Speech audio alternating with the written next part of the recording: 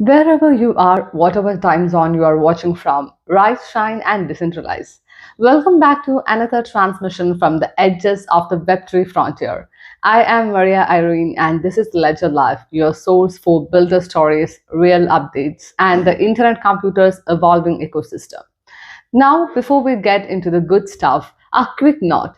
We are completely independent. No advertising, no paid hype, and get very little donation. If you find value in what we cover, consider supporting us. You will find our ICP, Bitcoin, and principal donation addresses below. Every SAT, every cycle helps us keep the lights on and the content flowing. All right, let's roll. Let's start with something for the builders and watchers of the Internet Computer Network.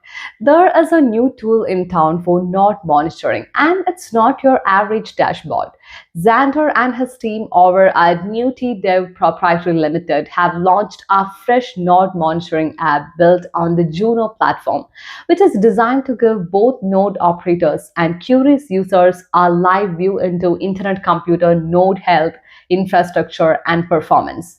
Unlike your usual static dashboards, this one pulls data directly from reliable sources like the IC registry and its public dashboard, providing a detailed breakdown that covers node status, providers, and even specific data centers. The app stack is built with React and Rust, taking advantage of Juno's open app framework. Juno itself, if you haven't come across it yet, it's an increasingly popular platform for on-chain apps thanks to its performance, modular setup, and community backing. Peter Parker and the contributors behind Juno have been key in its growth, and Xander even credited Parker's direct support as a big reason why the app came together so smoothly. Right now, the app focuses on real-time updates, giving users a fast, responsive look at how nodes are behaving at any moment. But the team isn't stopping there. They have already started working on a slate of upcoming features like historical analytics, more advanced filtering, and custom alerts for node operators. They are even testing out push notifications to help operators react faster when something goes wrong.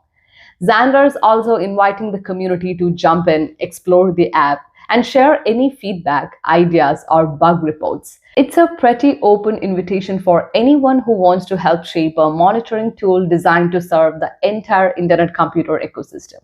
Whether you are a node operator, a curious user, or someone who just likes watching networks tick, this is one project you might want to keep an eye on. Moving on, let's talk about a token that's been making moves on ICPSwap. FunAI's token is now live paired with ICP, and it's already cracked into the top 5 by trading volume over the last 24 hours. Not bad for a project that's still ramping up its tokenomics. The team behind FunAI has been carefully managing liquidity for the FunAI ICP pair, adding a 40 ICP injection today and planning more over the coming week. This phased liquidity rollout isn't just about boosting numbers, it's laying the groundwork for their upcoming treasury-backed liquidity mechanism. Once that's up and running, they are aiming to maintain a steadier, more reliable supply of FunAI in the market through their treasury canister system. On top of that, the FunAI ICP pair has been holding strong on ICPSwap's fee rankings, sitting among the top liquidity pools for the past 7 days. While trading volumes can flip fast in crypto, this early traction hints at a solid interest from the internet computer crowd, especially those keeping an eye on decentralized AI projects. And that brings us to another key point. FunAI isn't just about trading. The team is building out what they are calling AI mining with a twist. Unlike Bitcoin mining, where everyone is competing on the same hash function, FunAI's model is set to allow different miners to specialize in different AI tasks. These tasks could be on-chain, on-device, or a hybrid via what they are calling chain fusion AI. This kind of modular mining setup means miners might follow different reward paths depending on the nature of their work. It's a pretty fresh take that could shift how AI compute gets rewarded in decentralized systems. Of course, like most things in this space, a lot will depend on how users engage and how the infrastructure handles different types of workloads. For now, the team is focused on keeping up trading momentum and getting their infrastructure ready for long-term participation. If the idea of modular AI mining on a decentralized protocol grabs your attention, it might be worth tracking how FunnAI's next few phases play out. Now, on to our final story for this episode, and it's got a bit of gaming, a bit of Bitcoin, and a lot of on chain creativity.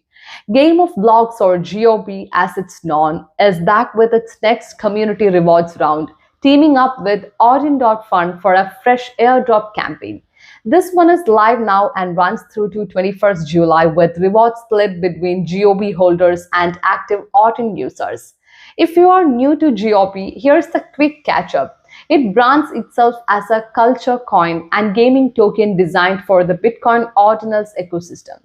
Thanks to recursive inscriptions and recent upgrades to the Ordinals protocol, where GOB enables fully on-chain gaming experiences directly on Bitcoin.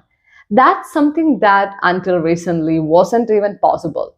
The project blends game theory, dynamic artwork, and deflationary tokenomics into a system where even passive holding is a form of gameplay. You don't need to actively do anything to participate, though if you want to dive deeper, there are layers of interaction waiting. The GOB rollout is structured in three phases. The first two help define your character tier, and while phase 3 details are still a mystery, the team promises more rewards and potential interactions when it arrives. The original GOB airdrop reached nearly 80,000 unique Bitcoin addresses spread across more than 160 collections. The starting supply was 88,888 tokens, and thanks to the project's deflationary model, that number shrinks with each new cycle.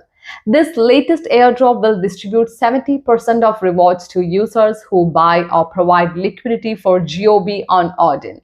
The other 30% is going to any active ODIN trader, no matter what assets they are moving around.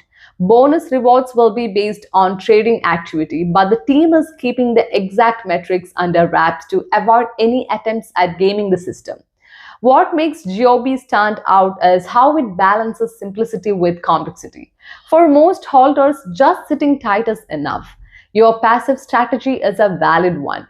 But if you want to dive deeper into re-inscriptions or trading, you will unlock more advanced layers of the game. Phase 2 is set to launch at Bitcoin block 837440, and it's expected to be more accessible for a wider range of players.